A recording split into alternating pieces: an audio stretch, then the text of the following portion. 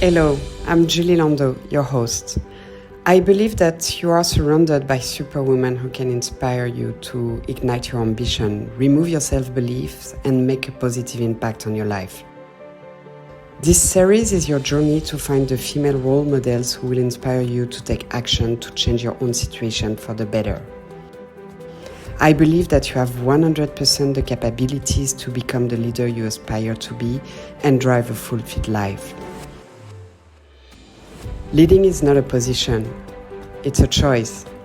Welcome to Empowerment Voices. Hi, Xenia. Welcome to Empowerment Voices. Hi, Julie. Nice to be here. So first, I want to share with the audience about a little bit of the context. So I met you through LinkedIn while I was looking for superwoman to invite to this podcast, and I was curious about your story when I read your profile.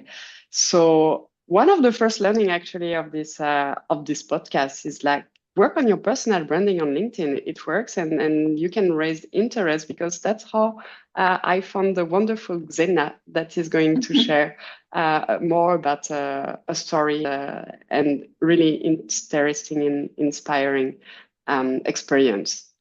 So first, let's talk about who you are, your background and professional journey. What do you do, and what you can bring to the audience of women? Sure. Well, thanks again for inviting me, and I'm so happy that you found me on LinkedIn. I agree that building a personal brand is super important nowadays. So my name is Xenia Botinovarno, based in Paris, France. I'm a tech entrepreneur for over a decade and also a business coach. But prior to that, to this new life of entrepreneur, I was also a corporate executive. So I first started my career as a CFO in a fintech startup in Paris. And then I did my MBA at INSEAD in 2010. And my next role was a general manager for a luxury hospitality company in Bali. So, but right after that, that was back in 2011, I co-founded a tech startup called Le VPN. It's a French name. So today, it's actually in November, it's turning 14 years old. So it's now a mature, profitable company that is a market leader in its own niche, and that would been growing sustainably for over a decade now. And so it's a part of what I do today, running this tech company. And another big part of what I do is being a business coach. So about 8 years ago, I was invited by INSEAD, which is the business school where I did my MBA, to start working as a business coach on their executive programs. So I work there with executives who are doing their innovation projects for their companies or for their own businesses within the framework of INSEAD. And so I supervise them on their projects and coach them on their projects to make sure that they create really superior value for the market and create something really meaningful. That's like my personal mission in life. So after I've realized that working for INSEAD, I've coached over 1,000 people, I realized that I need to do something about it. And coaching is something I really enjoy doing. So I went through the formal coaching training, got the International Coaching Federation certification, and also started working with clients one-on-one. So now my focus is mostly on working with people who are entrepreneurs or have this entrepreneurship spirit, mostly working with women in tech who are the same as me, because I can completely relate to them. And yeah, this is my main focus today. And I've worked with clients from major companies like Google, Amazon, Salesforce, SAP, Dell, just to name a few. Okay, thank you. Your journey from corporate roles to tech entrepreneurship and empowering women is impressive. Let's go a little bit backwards. So you have taken on two vastly different leadership roles in a short period in your professional journey. How did you manage to acquire the skills and knowledge needed for each job so quickly? And were there any moments of struggle that became pivotal learning experiences? Well, my corporate career was actually quite unusual. So yes, at the very beginning of my journey, after completed my master's degree in Paris, I took a role of an assistant to a CEO in a fintech startup in Paris called Risk Data, for which I was very grateful at the time, as I was a very freshly immigrated to France, arrived just a year before that. So I wasn't really picky about the titles or salaries, despite my master's degree. So in the first 4 months of the job, I was working very hard, and everybody was very happy with me. And then there was the CFO role that became vacant all of a sudden. And it so happened that it was over the summer months. And as you know, in France, people love taking long vacations. So they told me like, well, how about Ksenia fills in temporarily while we're all away? And then we'll see about hiring the qualified C4 person when everybody's back in September. So I took that opportunity and I decided to invest like my time and energy in it 100%. So for almost 2 months while everybody was away, in and out, I was on the phone with the accounting firm almost every single day, begging them for answers, asking them lots of questions on the thing, and they were very patient with me, and I was learning very fast. So I guess that's my personality. So by the time when everybody got back, I had everything under control. So nobody asked me like really any questions, and I haven't heard of any CFOs. And then a couple of months forward, towards the corporate Christmas party, the CEO announced that, well, at the end, we're going to keep Ksenia as the CFO for this company because she's doing a very good job. So that was my official promotion and announcement for everyone, that I'm keeping the job, which I didn't really ask to, which was really just a chance, a lucky chance for me. And then, yeah, of course, on the 2nd of January, I was back in the CEO's office to negotiate my new title and my new salary. And I've also negotiated some formal training budget for myself so that I can actually, formally step up and do the job. And also I negotiated an assistant, and I stayed for almost 5 years in that CFO role. Yeah, it was a very, very enriching. So funny enough, almost the same story happened in my next job that I took right after my MBA at INSEAD, which was in Bali. I was hired to be the director of marketing and business development for a luxury real estate company in Bali, which was one of the market leaders. But at the time when they came looking for me, there was a lot of competition coming in from the internet and from the digital online world, and didn't have any strategies or processes in place in order to beat that and to keep their leader position. So it was back in 2011. So this is where I came in. And so I accepted this job that I was very excited about, doing the digital transformation of the company and setting up all the digital marketing for them. But again, 5 months into the job, my boss, who was the business owner, told me that she had to move to California for family reasons. And I was her only solution to stay, since I was already in Bali, to stay and run the whole company. And frankly, that was not my ambition, and that was not the deal I signed up for when I came to Bali. I was so passionate about online and about marketing and digital. I just wanted to focus on that, and I didn't really have an intention to learn hospitality business or to manage a big team. But there was no choice, so I accepted it. And the role was mostly managing 20 people in the office and 200 people working in the villas. So it involved a lot of management and leadership skills. And my first couple of months into this new role were really tough because I suddenly had two jobs. So now I had to manage this 200 and something people. And I had very little support, both from my boss and from my team. So now, as I look back on this story and our conversation, our early conversation helped me to reflect on that, I realized that I actually used exactly the same strategy that I did in my first job. So what I did is I reached out to those who could help me find the answer. So I reached out to my classmates who had the leadership and management experience, and I created my network of mentors and friends who could help me find the answers.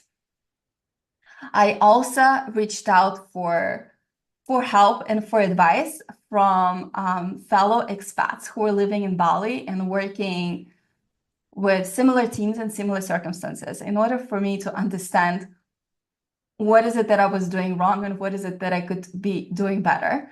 And because I believe that there was a lot of intercultural management issues involved. At the time, I was 30 years old, European female, managing a team of mostly male Indonesian who were like a decade older than me.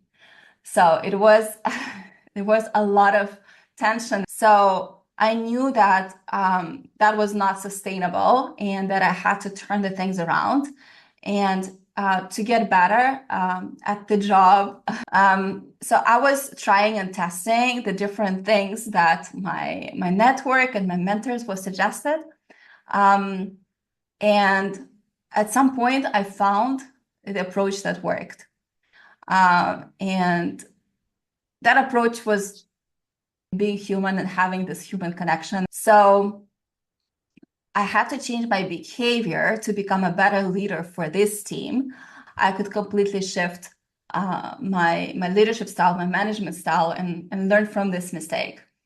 So 1 year later, when I decided to leave this job in Bali and start my own business, actually at the farewell party that my team threw for me, they told me that I was one of the best managers they ever had in this company. So that was very surprising to me because I suffered for many, many months, feeling that I was a failure in that leadership role. But, it shows that you can, by learning and testing different things, you even in the most difficult situations, you can figure things out and turn them around. That's my learning. Wow. Yeah, they are two great examples of learning in the go and thriving in unexpected roles, showing the power of adaptability.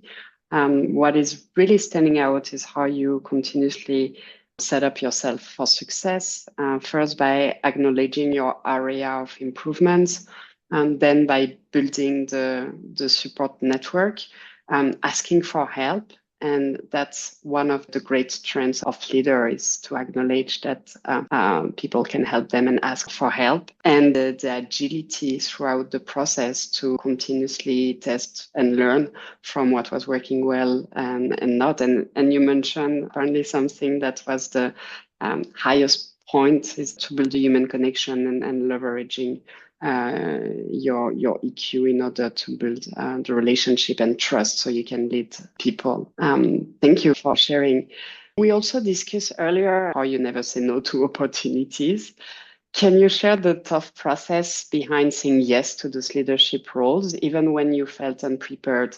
What pushed you to embrace them despite the fear of not being ready? Right. Well, definitely this was a very hard, very difficult to say yes, because they were very challenging and scary.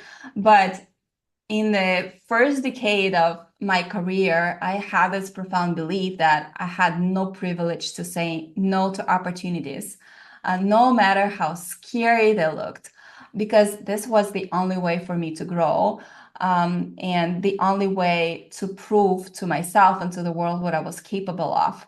And I just wanted to grow and to succeed so much that desire was stronger than any fear that I had inside myself. And I had lots of fears.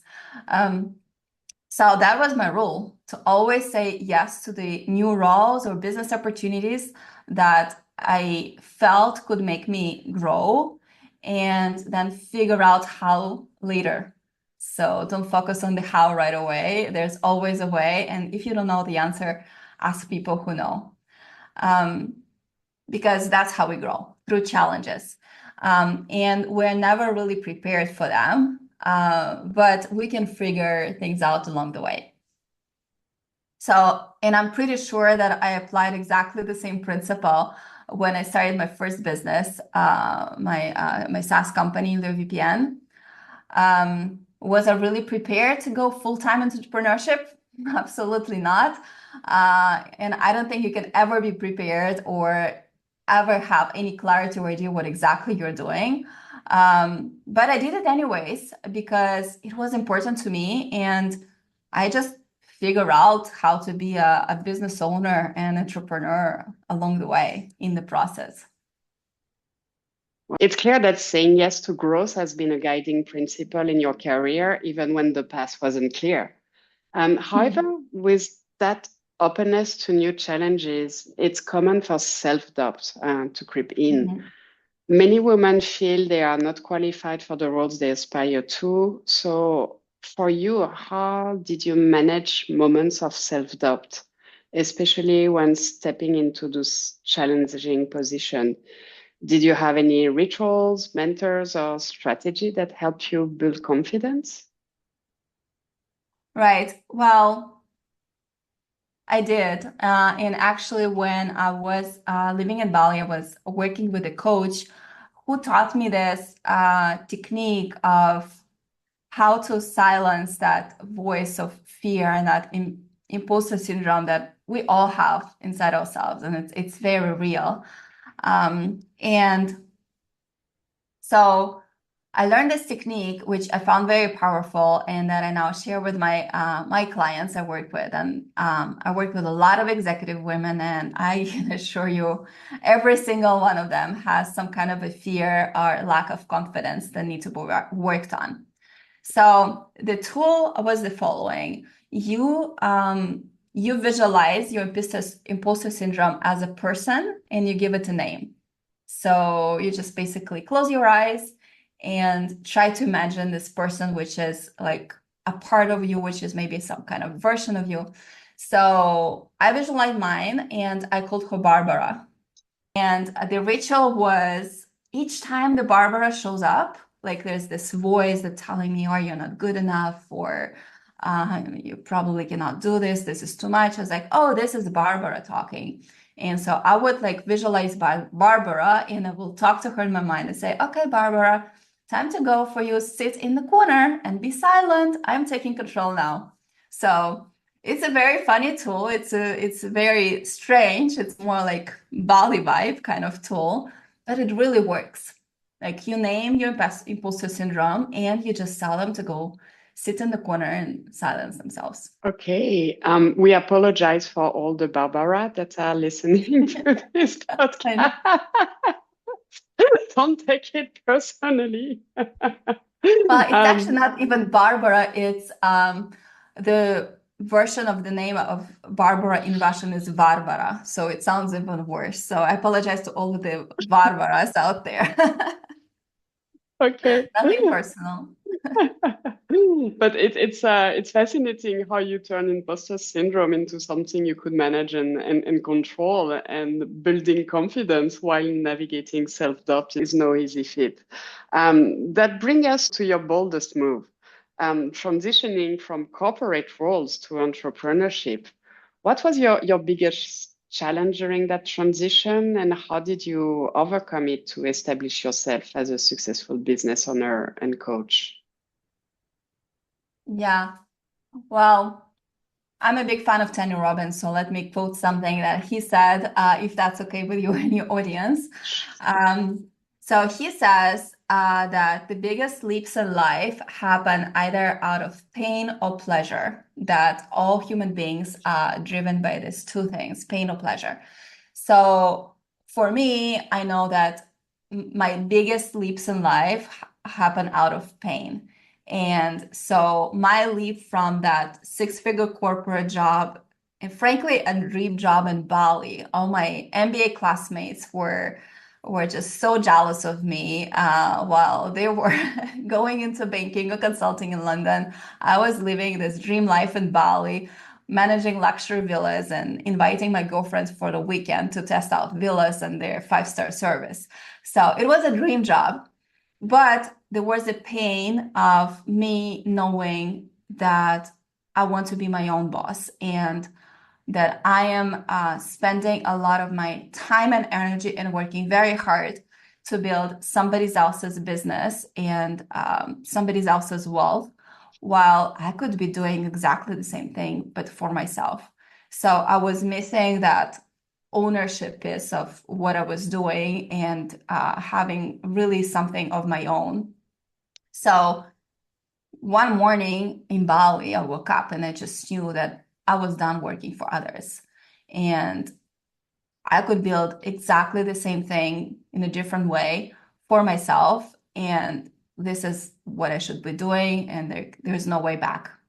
So obviously, everybody can come up with these decisions. And then what do you do about them? So there are challenges involved. And I think I had three key challenges related to that decision. First one was very down to earth. So how do I actually financially sustain myself while I'm building a business or a startup where I will probably not be able to pay myself for the first couple of months up to a year? Secondly, so how to make sure that the business that I'm starting will actually work, and when do I know when it's time to jump off the ship and look for another job or for another opportunity? Like, how long is long enough? And the third challenge was, so where to start and what to focus on when you have to build everything from zero, completely from scratch. So what I did about these three things is I had to start with building my financial plan. So I didn't leave my job in Bali right away, but I prepared my way out. So I was cutting my costs of living and increasing my savings of up to 90% of my salary that was going into my savings account. And of course, it's not always like this for everyone. I had the privilege of, living in Bali with a very low cost of living and having a pretty good salary, so I could save up to 90% of that. Also, the other part of this financial strategy was that at that time, I was 30 years old, and I wanted to be a digital nomad, and it was a very big trend at the time. So I decided I'm going to set my home in Asia, and I'm just going to be building my business from the beaches of Bali, Thailand, Malaysia. So I decided to give myself a time frame of 1 year to work on my business, and then make a decision whether that works and whether the business idea was really working and getting traction in the market. So that's at that time that my co-founder reached out to me with his idea of Le VPN, which he actually launched almost a year prior to that in a pilot way on the top of his own corporate job. So he showed me the results of his experiment of running this super scrappy prototype, and all the client feedback that he was getting and all the positive momentum he was getting. And I thought it was a great idea since there was already proof from clients in the market that there was a need. So I thought to myself, well, I have no idea what a VPN is. Well, I didn't know before he explained it to me. But like, what's the difference between marketing, digital marketing of luxury villas or VPN app? It's how complicated could that be? So again, so I jumped in, and that's how I co-founded VPN with him back in 2012. Again, learning by doing. Yeah. I like what you say about having a financial strategy. I think it's important to highlight to the audience there is not wrong or right financial strategy. They have to figure out the one that is working for them. And either they can have the leap of faith immediately, or they need to build on in order to comfortably transition to entrepreneurship. But it's really important to have a Yeah. thorough strategy. Exactly. And I think also, there's no right or wrong answer there, right? It depends on where you are in life and where your focus is and where your priorities are. And me at the time, I was embracing that notion of freedom, and starting my own business was a part of that, a part of being free and not limited by office, location, team. We had absolutely virtual team at Louis. But that was something that I needed back then, which is not exactly what I need today. And I think for every person listening to this podcast, they can be in a different stage of their life where their priorities can be different, and that's okay. You just create the plan around those priorities. and thank you for the transition, actually, because from your journey from corporate life to entrepreneurship, clearly came with its own set of challenges. And then you emerge as a business coach for women in tech. So let's dive into how nowadays you are using your experiences and background to guide other women through similar obstacles. So what are the common obstacles you see women facing, and how do you guide them to push beyond their comfort zones to achieve their full potential? Yeah, well, I love working with women in tech because I'm one of them. And I feel like we speak the same language and we're passionate about the same topics. And those of them who decide that entrepreneurship is for them, I'm more than happy to share my experience and show them the path forward and help them figure out the plan of how to actually make that transition from the corporate job I'm in today to eventually becoming my own boss. So in terms of the obstacles and challenges that they're facing, I believe they're very similar to the three challenges that I faced when I started myself.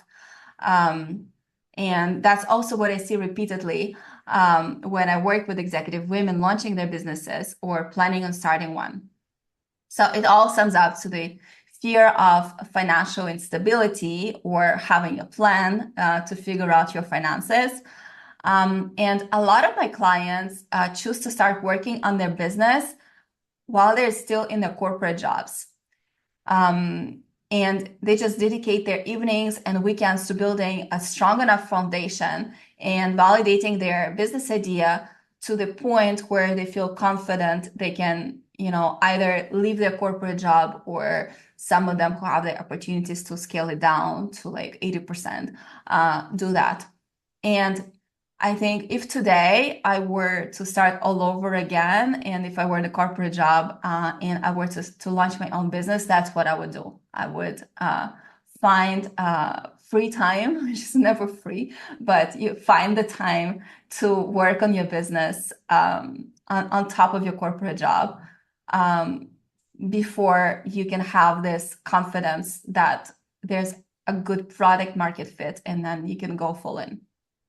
The second challenge is uncertainty, and none of us love dealing with uncertainty.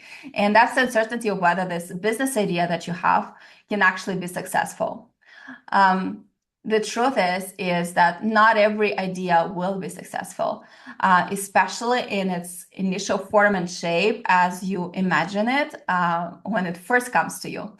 So it needs to be validated in real market with real customers in order to understand what will work and what version of this idea will actually work.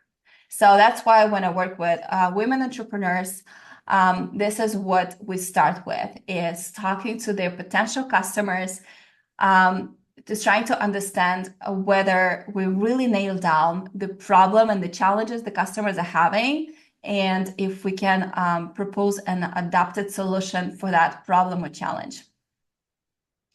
And most of the times when we speak to these customers and do the customer interviews, we get a lot of insights, and then we realize what is it that people actually want. And sometimes it can be very close to the idea we initially had, and sometimes it can be pretty far away, where you have to pivot and redefine your idea based on what real people want. And then you test it again and test it again and test it again until you get it right. And that is the only way to get the certainty that what you're building is actually needed and actually has a market with the real customers who are willing to pay for it. So it can be a pretty lengthy and time-consuming process, especially if there's many pivots that are being required if we're started very far off.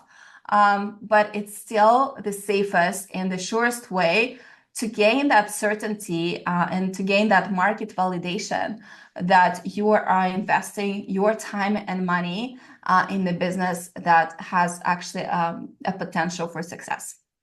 And that's how you know that you have the certainty and that you can go full in and quit your corporate job and just focus purely on that. And so lastly, there's this challenge of lacking the structure and support, knowing where to start and where to focus on, which is very often coupled with how do you maintain your work-life balance, especially when you have a family and young kids, and also making sure that you're living a full life and not burning out working literally 2 jobs, a day job and nights and weekends. So this is where coaching comes in. It always pays off to work with someone who's been there before you and can help you avoid these common traps. And I've been working with coaches and mentors my whole life, and to this day, I still do. And I can only recommend to invest into coaching support, as it is really one of the best shortcuts you can find in building a business. We all say there's no shortcuts in business, but this is probably one of them. So as you would invest in hiring the best possible team for your business, when you have budget to hire the team, the same principle should apply to the coach. You need to find the best possible coach that is a good fit for you and who's been there before you and can open the doors for you, show the way, and help you find some shortcuts that would probably take you much longer to figure out on your own. And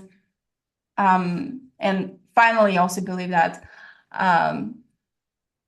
working with a coach is finally going to be cheaper because you're just going to go so much faster, achieving the results that you want to achieve, and save lots of money doing the costly mistakes that a lot of entrepreneurs do in the very beginning of their journey. Yeah, and not only cheaper in terms of finance, but also in terms of the energy and mental health space you're going to use.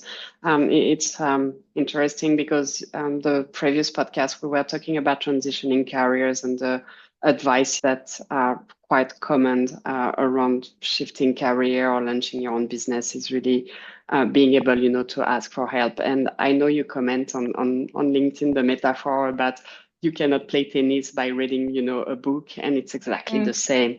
Launching a business, and thinking that you can be successful just by reading information about how to launch a business and not hiring someone to support you throughout the process. It's going to hardly work, or as you mentioned, it's going to take way much more time if you still manage to achieve what you have to achieve. I think you can still figure it out. It's just going to take you probably 10 times longer. Yeah, and when you launch a business, time is so important because it's about the cash flow and how you maintain the cash flow while you are launching the business. So time is one of the biggest challenge. So Xenia, you have clearly been a source of inspiration for many women looking to take bold steps in their careers.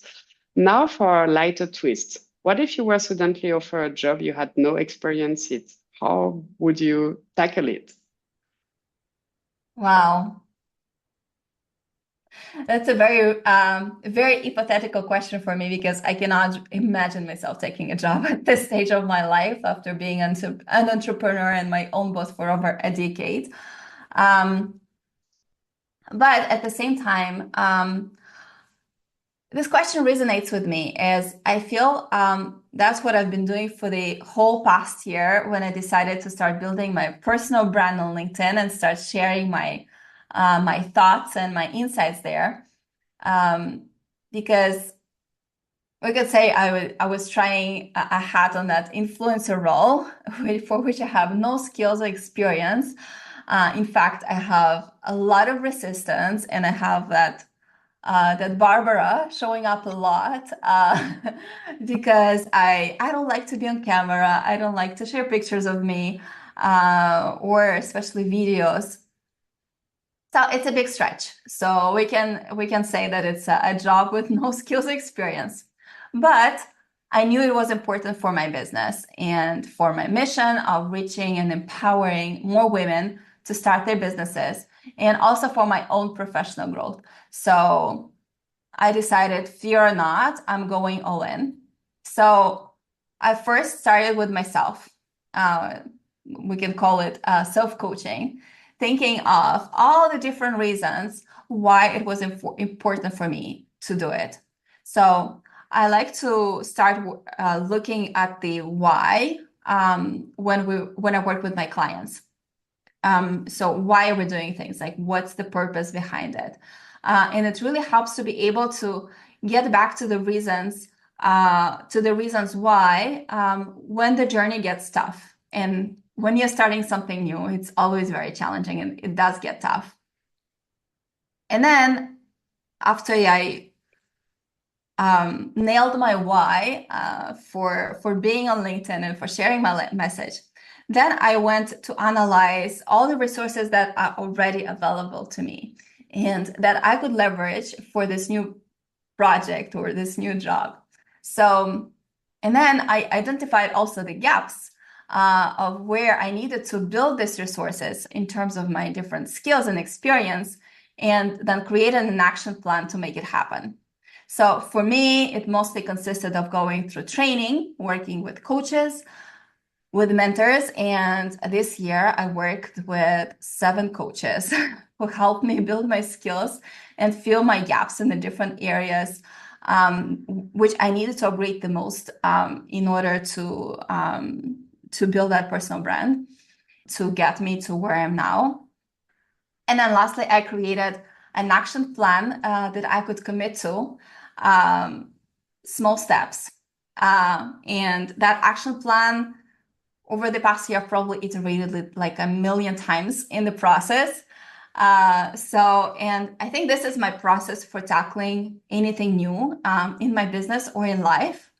That's what I would do if I took a job I wasn't really qualified for, or in that plan along the way.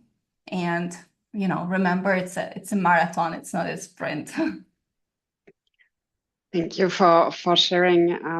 It's impressive how you continuously set up yourself for success. So you are really strong about identifying, okay, where you are, where you want to go, and what you need to do to achieve it. And we are not discussing like about overthinking. You are really into action.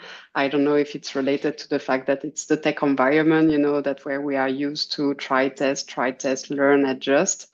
But that's definitely how you have applied and embraced challenges and set up yourself for success.